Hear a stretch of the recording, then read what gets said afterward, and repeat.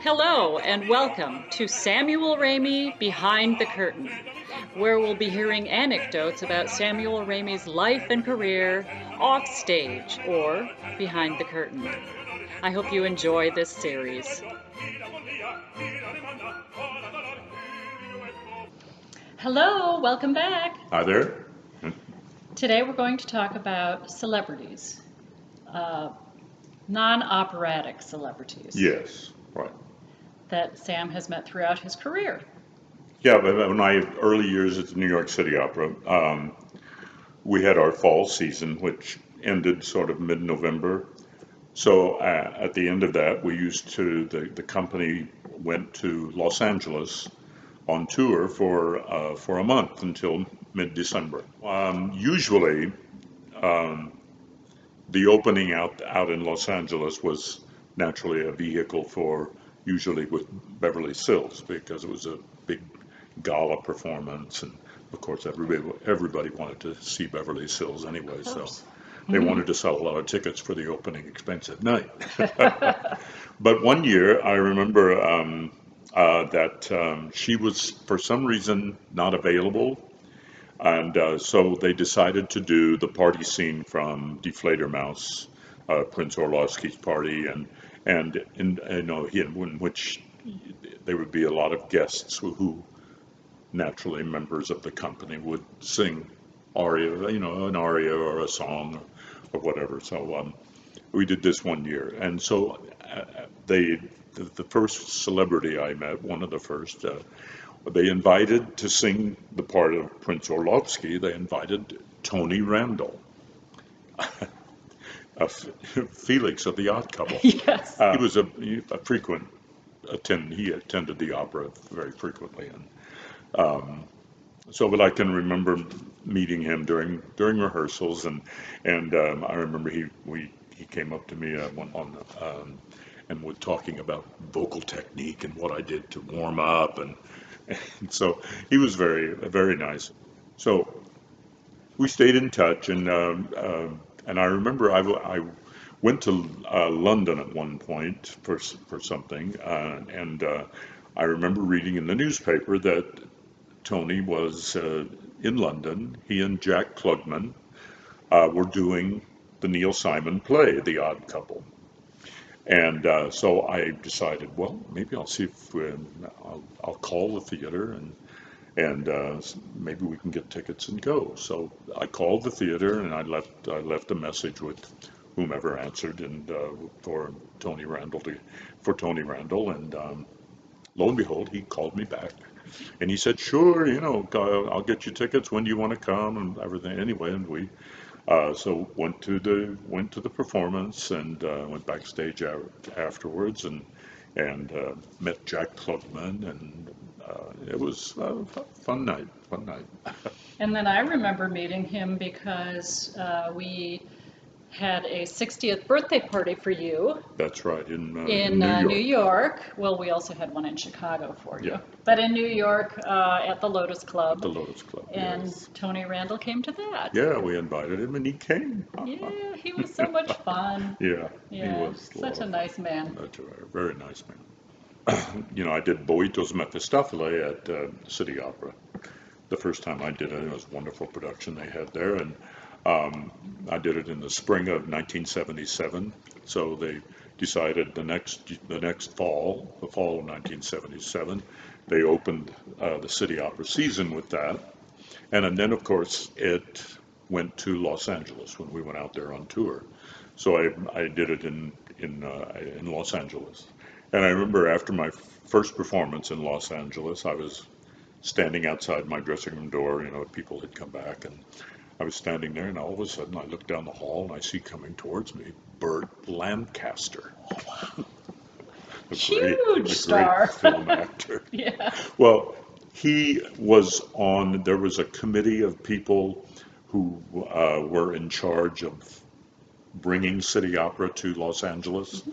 And he was on this committee, so he came to a lot of performances. He was somewhat of an opera buff, and yeah, we had a nice chat, and he thought everything was just fine.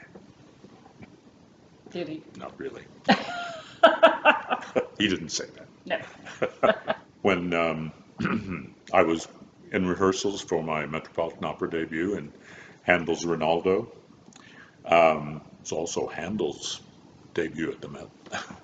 And after our final dress rehearsal took place on Marilyn Horne's 50th birthday. So there was this fabulous party down at Bruce Donnell's apartment down in the village.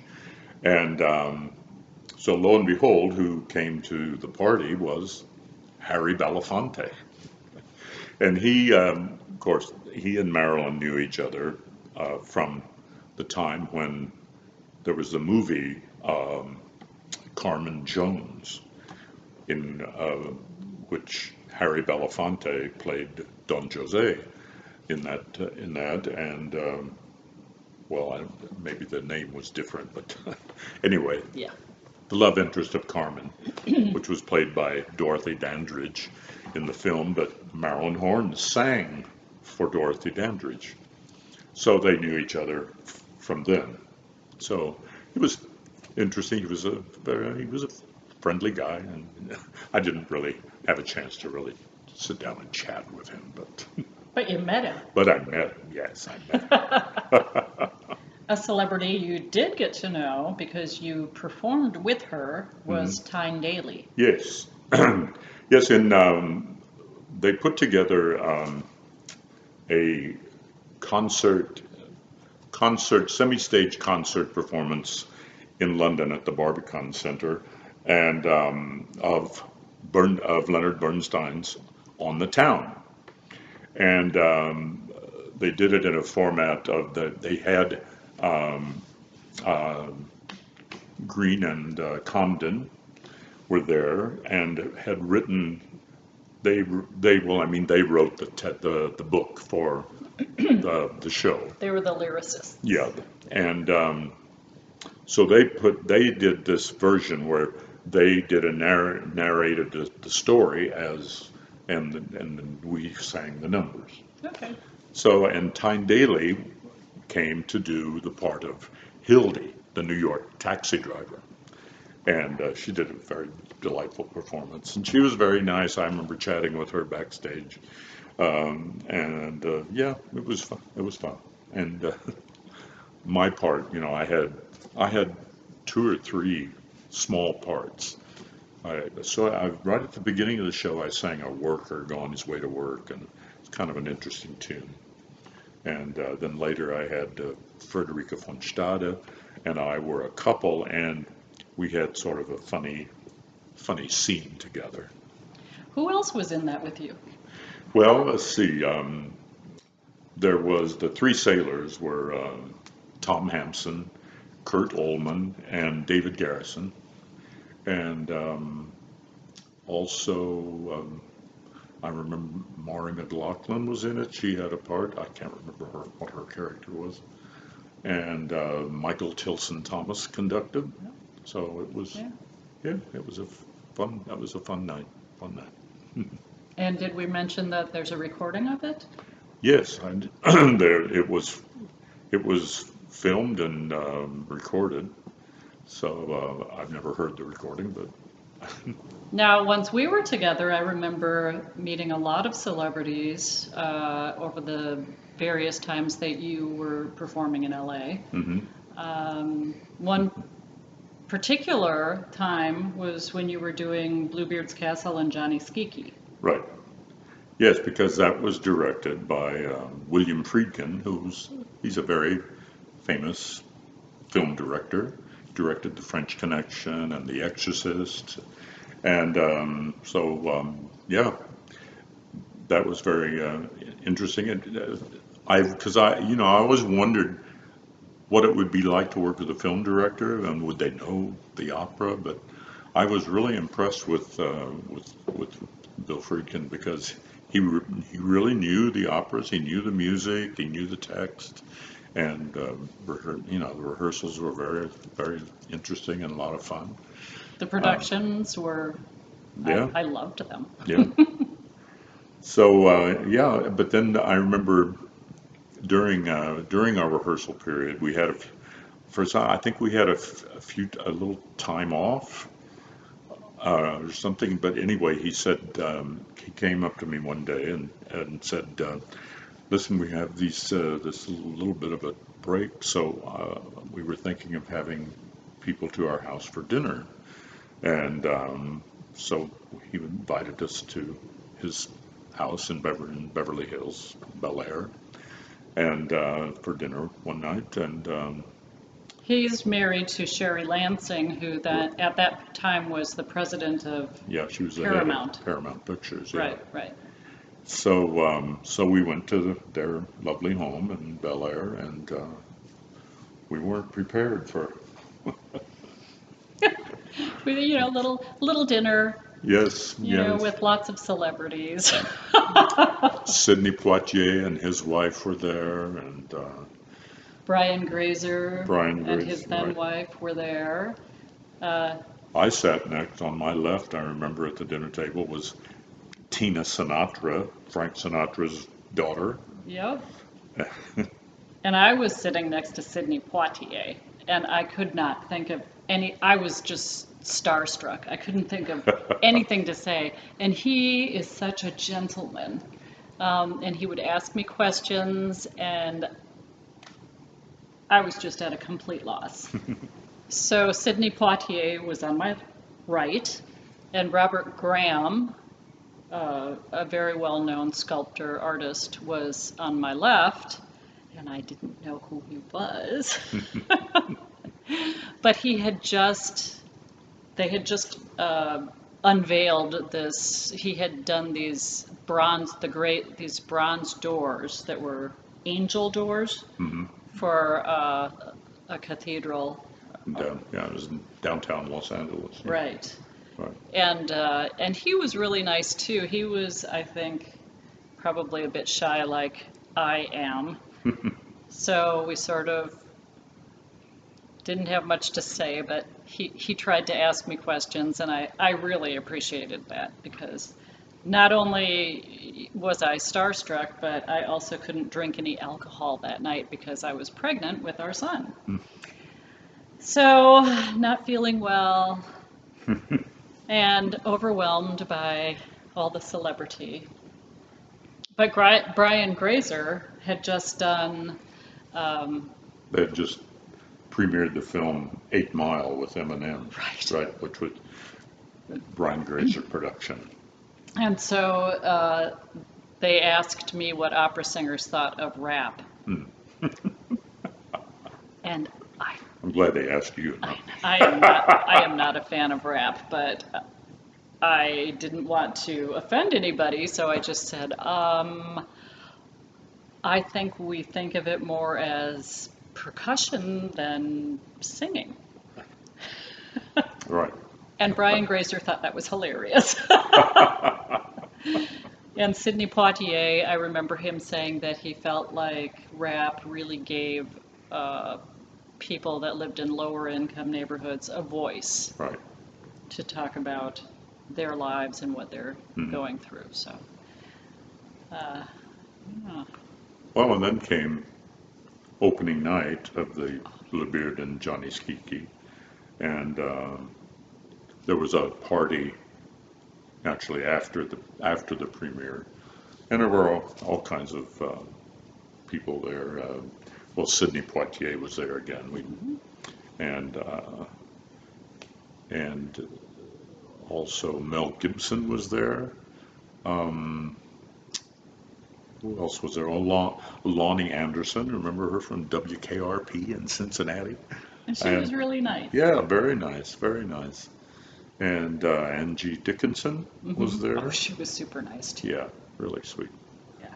So. And then Mel Gibson contacted the opera asking if Sam could sing on a benefit that he and his wife and another couple were putting on for the Boys Club of Malibu. Yes, right. So the person in charge of the music for that was David Foster. David Foster, right. Yeah, so we went to his, where his, I don't know if it was it in his It was in home? Malibu, Yes. his home in Yep. Malibu, but he had a separate Yeah, building. separate building was his studio. Right. Yeah, to rehearse and like that. Oh, he was really nice too. Yeah. And Yeah, he was. great to work. It's always, you know what, musicians, whether it doesn't matter what genre No. of music. I think that musicians just really understand each other and feel comfortable around each other and like Yeah. to discuss things like that. But he was just, and he's huge, Huge. but and he was just so friendly and such a good pianist. Yeah. He accompanied you. Yeah. And then we went to, there was a Yeah. reception. Before. A reception before the benefit. Yeah. Yeah, and a lot of people there. Remember we were standing for a while with Paul Reiser. No, not for a while. No, well, not We too, were not too standing long. with David Foster, and we saw Paul Reiser, and I thought, oh, I love Paul Reiser, mad about you. He's so, he looks like he'd be so much fun. And David had him come over, and he introduced us to him, and he said, and Sam's an opera singer, and Paul Reiser was like, okay, I see someone over there. Sam wasn't going to do anything for his career, so he just took off. And then, I'm sorry, Roseanne Barr. Roseanne Barr was there, yes. And she was just outwardly like, I don't want to meet you. She was just so rude. I don't think Not she wanted surprising. to be there. I don't think she wanted to be there. She certainly didn't want to be talking to an opera singer and his wife. That's not going to get her work. But so that was kind of eye-opening experience. LA is its own little world, Right. and the schmoozing and the networking involved Yeah. is just at a different level Right. from any place else we have ever been. Yeah, that's for sure. So it's interesting to visit. But that was a nice benefit. There were a lot of people there. Brian Setzer from the Stray Cats also performed, and he Right. was sitting at our table. I remember Danny Glover was there. Yeah, he was there. I didn't talk to him. Did you talk to him? No, I didn't talk That we to. saw. I had met him some years before. I was going back to San Francisco, and then even they opened a pier after the 1989 earthquake. This pier where this big clock tower was, it's a famous clock tower on the pier, and they reopened it after being, damaged by the earthquake. Right. And Danny Glover was there and sort of emceed that, and I got to sing the national anthem for that. So I'd met Danny Glover then. I don't think he remembered, but I'm sure he does. Oh, I wanted to mention one more thing about the opening night Yeah. for Bluebeard and Johnny Skeeky. My brother came and sat with me. He was living in Los Angeles, and right in front of us were Diane Keaton and Jack Nicholson. And it was so funny because Jack Nicholson, of course, he had his dark sunglasses on, and I don't think he really knew what was going on. right. I mean, he'd just sort of, when people would start clapping, he'd kind of go, oh, and then he was very like, oh, that was great, It's just like, Maybe he'd never been to an opera before. maybe he hadn't. I don't know. Or maybe he was sleeping behind his sunglasses. Who knows? But it was funny. Well, somebody else that you met, actually, you met him in Chicago through Renee Fleming. Right. Okay. Right. And that was? Charles Nelson Reilly. Yeah. He, Renee and I were doing Carlisle Floyd's Susanna together in Chicago, and and Charles Nelson Reilly he was there one night for performance, and I remember Renee introduced me to him, and yeah. And then one time when we were in Los Angeles, you got in touch with him, I think. Yeah, And right. We were supposed to get together, and then you weren't feeling something really great, happened. so we Yeah. ended up not getting together with him. But it was fun. We did have we went out for an early dinner, I think, with him and Renee and some other people after a rehearsal. Yeah. And he was just as entertaining as you would expect. Yeah, I remember actually after that, he was directing in New York the gin games. I went down to get tickets to the musical Chicago, and he walked by and saw me and came in and said he was directing. So he got me tickets for that, and so I saw that and saw the performance, and it was good times. Yeah. There are a couple other people that I know that you met before me. Right. I remember, well, this goes back to City Opera days again. I had a good friend. Her name was Linda Miles. She's since passed away, but we went to school together here in Wichita.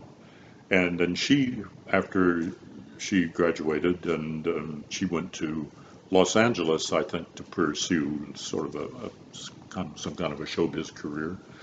And she was living with a guy who was a TV producer named Riff Markowitz, and they had a party one night, a little dinner party, and who was there was John Shuck, actor who used to be on McMillan and Wife. He was Rock Hudson's partner, Yeah. and so he was there, and also Melissa Manchester was there, and we all sang at this party. And John Shuck got up, I remember, and sang Blitch's Prayer of Repentance from Susanna, and I was really surprised. He had a really fine voice. And Melissa Manchester sang one of her tunes. And but then later, I remember getting together with John Shuck in New York. He came to New York to do He was doing Daddy Warbucks in Annie, and I got together for lunch with him one day and had a nice chat. I had never seen him with his head. He shaved his head, totally shaved his head for Daddy Warbucks. There is a difference in personality, I think, between celebrities who have either live in New York or have done a lot of stage work, and people who have just done television and movies.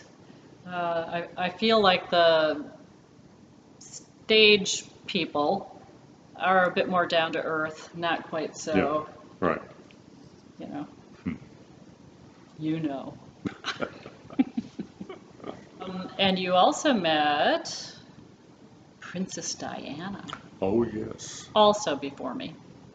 Yes, I was in London at Covent Garden singing Tosca, and they had at Covent Garden every now and then they have what they call a proms performance of the production, where they take out all the seats in the orchestra section, and people just come in there and stand, or they sit, or on the floor and see the performance. And I had heard that they told us that Princess Diana was coming to that performance.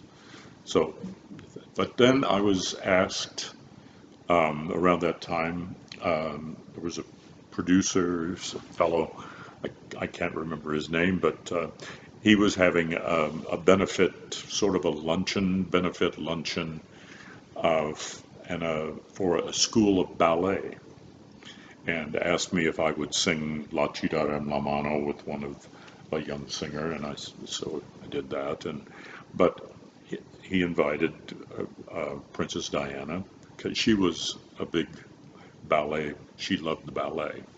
So she came to that luncheon, and I met her, and I remember her telling me that she had enjoyed my performance at Scarpia and Tosca, and she was very delightful and very beautiful.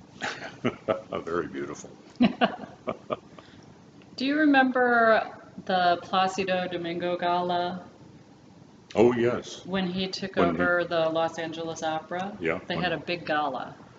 big, yeah, opening gala, and it came on a kind of at a difficult time, I remember, because I had the night before this gala in Los Angeles, I had a performance of Nabucco at the Met. So the only way I could get there was to go after, because we had rehearsals for the gala the next day. So they arranged for me they arranged Placido's private jet to pick us up in Teterboro. After the performance, we went to Teterboro and got on this private jet and flew to Los Angeles. It was very late. Very late now. Yes, we got in very late. My only time on a private jet. Yep, not mine, but Of course not. I sang. One of the things I sang was the aria from Attila, and John Williams, the movie composer, conducted the Attila aria for me. Wow. Yeah, Yeah. and they had some delightful MCs. I know. Celia Ward. Oh yes, Sheila Ward, Mira Sorvino, and Nicole Nicole Kidman. Kidman. Yes, these three ladies were backstage, and they took turns announcing all the singers or performers who were performing at the gala. Right. Yeah. And you found them all, especially Nicole Kidman, very delightful. Yes. He talked about Nicole Kidman quite often after that. Ricky Martin performed. Yeah. So backstage, he had a whole entourage. Yeah, it's a whole entourage.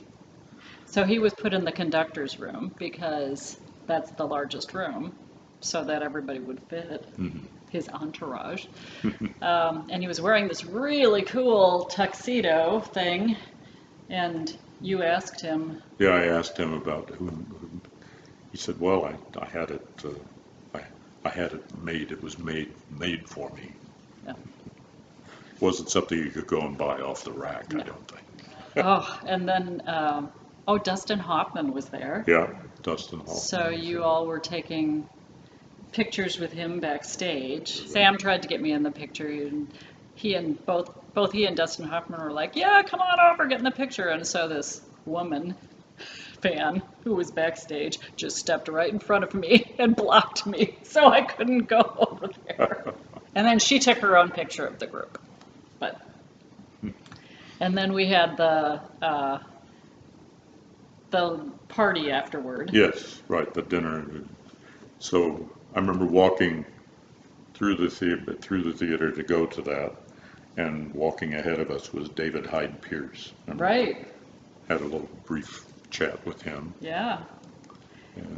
And My brother went to that as well. He sat next to us at our table, and Sam was taken over to another table so that he could meet Morgan Freeman. And Sharon Stone. Right. And then after he met Sharon Stone and Morgan Freeman, Sharon Stone immediately got up and walked by our table and gave me the side eye. And I thought, did I just imagine that? And my brother leans over and said, "What was that about?" I think that whenever you have performers, I think most people you're going to find are fairly down to earth, within the realm of performers. But you're always going to find a handful of people that are just a little out there. Always. Yeah. Even in the opera world. Even in the opera world. Sam is not one of those. Sam is very Oh, down of to course earth. not. So No. this was the name dropping episode, I guess. Yeah. Oh, and before we go, we've had a few people ask us about this painting that's always behind us. Oh, yes. It's not a It's Jackson it's not a Pollock. Jackson Pollock. No, but it's called. I found the painting when I was in New York at the Met. And there was when I would go to the theater. I went through. I entered Avery Fisher Hall, the Philharmonic Hall, whatever they call it now. I don't remember. And there were some stairs that went down, and you walked to the stage door. But down at the bottom of these stairs, before you exited to go to the stage door of the Met, there was a small art gallery, and I saw this painting as part of the exhibit. So I got the artist's information, and the artist's name is Della Marie Parilli, and she was based in Chicago at the time. Where we lived. Yeah. So got in touch with her, and When we got back home. mhm, yeah, got in touch with her and went over to her studio and bought the painting. Yep. And it's called actually homage. She called it anyway, homage to Jackson Pollock. Yep. So, but it's Not a Jackson Pollock. It would be hanging in either a museum or a very wealthy person's house if it Yes. were a Jackson Pollock. For sure. All right. Well, I don't know what we're going to talk about next time. It'll be We'll a find surprise. something. Yeah. Good to see you again. Thanks for watching. See you. Bye-bye. Be sure to subscribe. Yeah.